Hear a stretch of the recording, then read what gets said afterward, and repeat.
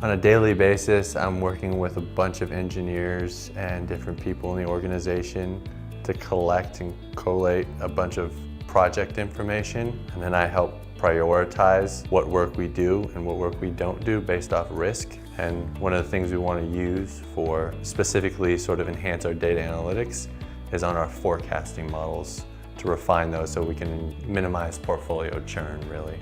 In general, my experience was great. I felt encouraged to collaborate with peers. Everybody was really nice. The instructors are really great. They're hovering around waiting to help.